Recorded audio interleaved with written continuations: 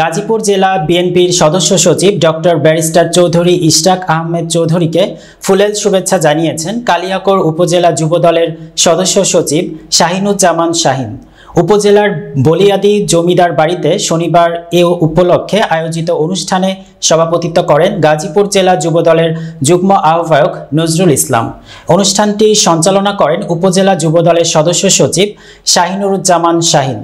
প্রধান অতিথি হিসেবে উপস্থিত ছিলেন গাজীপুর জেলা বিএনপির সদস্য সচিব ও ব্যারিস্টার ডক্টর চৌধুরী ইশরাক আহমেদ চৌধুরী। এছাড়াও অনুষ্ঠানে উপস্থিত ছিলেন গাজীপুর জেলা বিএনপির তাঁতি বিষয়ক সম্পাদক আনোয়ার হোসেন সহ যুবদল ও বিএনপির অঙ্গ ও সহযোগী সংগঠনের নেতাকর্মীরা।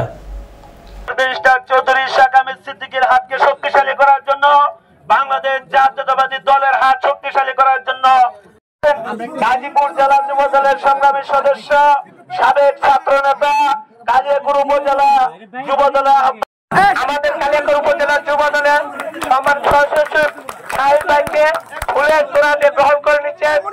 উপস্থিত রয়েছেন, আমাদের মাঝে উপস্থিত রয়েছেন গাজীপুর জেলা। আমি ধন্যবাদ জানাই এবং তাকে এবং তার সাথে যারা আছে তাদেরও ধন্যবাদ জানাই এবং